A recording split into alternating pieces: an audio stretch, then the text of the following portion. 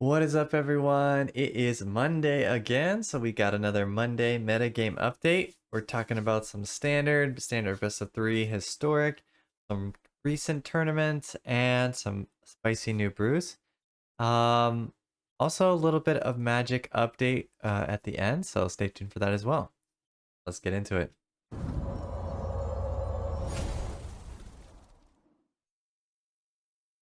All right, starting us off in standard best of one. We've got a little bit of a boring week right now, I feel like, in the standard best of one. So popularity wise, just enchantments and mono red and mono white humans are the top of the list. It's about what we normally see, except for enchantments shot up a lot in popularity. I guess people realized it's pretty solid, pretty cheap to craft, and very powerful. So that one is doing quite well and is very popular. Domain, kind of as I predicted, people were going to turn to the 5-color domain and it's going to underperform. That's what I assumed. And seems to be the case. Seems like 5-color domain is not doing so well now that Rakdos is gone, which was probably what it played upon the most. So that makes sense. And then we got a few control decks also popping up. So yeah, let's take a look at the tier list. So no surprise, mono white humans, soldiers, enchantments, mono red sitting at the top. We have mono black control here, which I think is pretty much the same mono black as before, but instead of invoke, they put in some shieldreds. But we can take a look at that and see what they are doing. So yeah, we've got underdog coming back, evolve sleeper. So this is like the aggro version of mono black. With Archfiend of Draw, Shieldred, Kix Command, Oshiro Umezawa, interesting include. And this version here is running the Big Shieldred and the Obliterators. So Mono Black still pretty good even without Invoke Despair. We still have Archfiend of the Draws, we still have Shieldred, we still have Graveyard Trespasser, all of those very annoying creatures to deal with. So yeah, if that's an option if you want it there as well. Okay, so if we look at best of three standard, we see that, again, no surprise, Esper Legends moved on to the top once Rakdos was gone. Now Esper Legends is the best mid-range deck. And yeah, it's got a pretty commanding win rate of almost 60% there. Other ones people are trying, again, Domain, but as you can see, same in best of three, Domain is underperforming because, again, it beats Rakdos, but Rakdos is now destroyed, so and banned. So yeah, it's lost some of its favorable matchups. Azorius Soldiers and Mono Red doing well in best of three, despite what people say. It is still good in best of three. And a new contender here, Esper Control, but it looks like it's not on Untapped or it's privated or something. So we can't really see what this list is here. But yeah, that's pretty cool to see that Esper Control is doing well in the meta.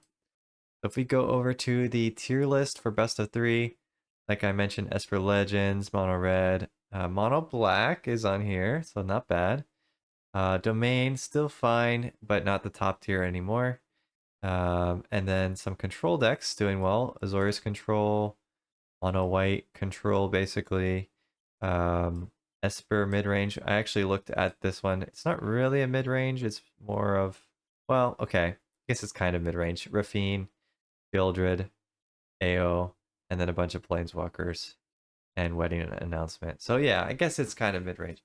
So it's different version than the other Esper mid-range deck, but this is more of a control-y, mid-rangey mix. So that one is doing quite well also. And then I did find some Esper Control seems to be doing pretty well, 57%. So this is like you've got your Sunfalls, your Farewells, some draw, some counter spells, some Siphon Insights, and Void Rend. That's one that I've felt is very, very good right now. Void Rend is back, helps you get through those wards, and the can't be countered is pretty big, like that. So yeah, Esper Control. I think, and it's a tough call if Blue White or Esper is better.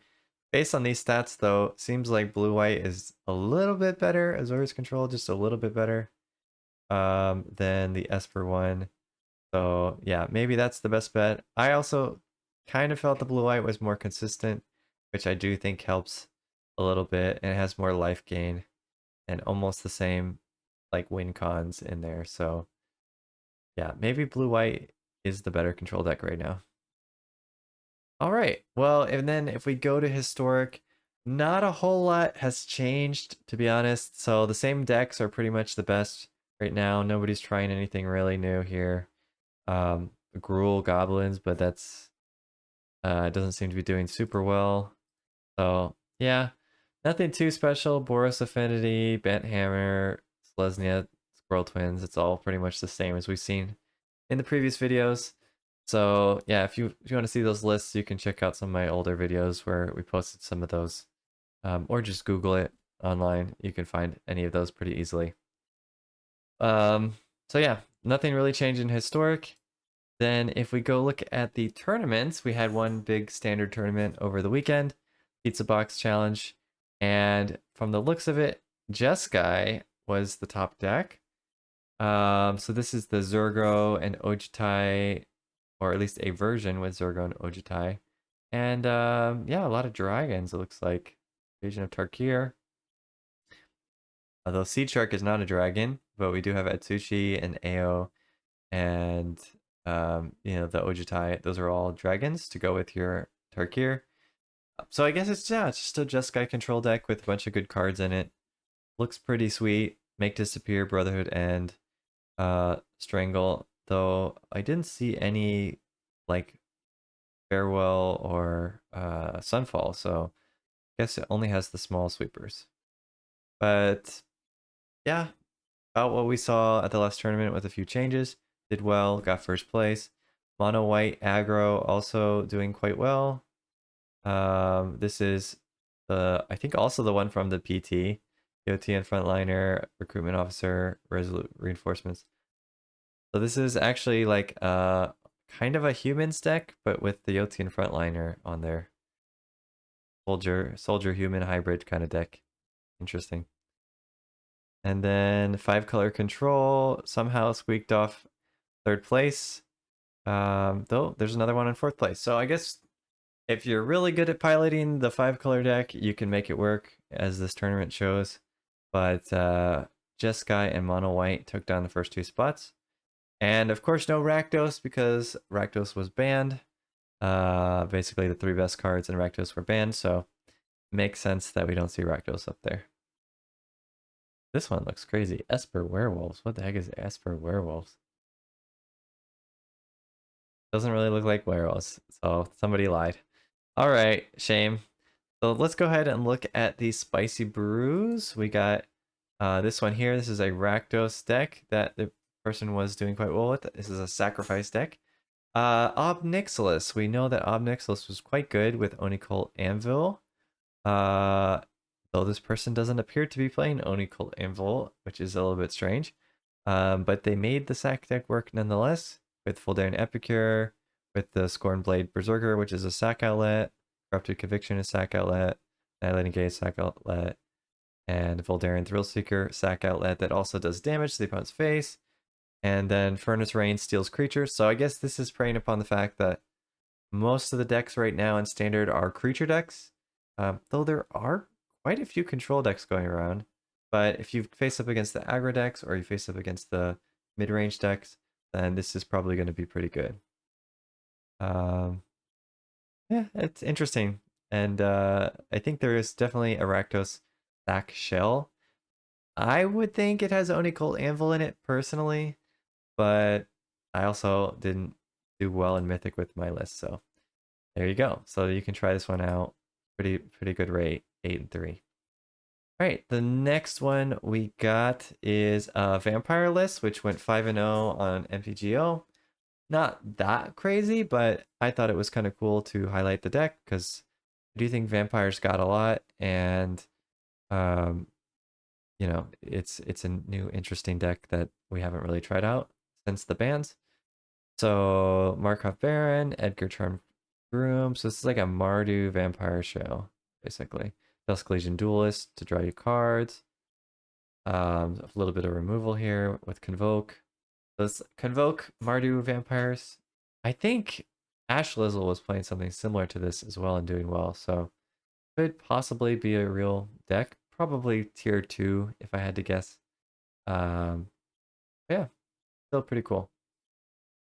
All right, the next one is this one. It's a Golgari deck, Golgari fight deck with the Phyrexian Obliterator, and just some other really good Golgari cards. Glissa Sunslayer. Of course, the Shieldreds are both very good. Phyrexian Arena, a little bit surprising for me, considering you probably don't have enough life gain, but if you have the Arena and you get your Shieldred to stick, then I guess it's kind of paying for itself at that point. Yeah, pretty cool. And this person did very well, 8-1. Definitely an interesting try. Golgari hasn't been good in a long time, so the fact that it seems viable, maybe that's a reason to jump on that train and try it out. All right, and the Mere Invasion. This is another deck which was kind of good before the bans and still good now. So we got Breach the Multiverse. This is the mill variant. So we got Jace, we got Invasion of Amonkhet, and a bunch of other good cards interspersed in there, it looks like.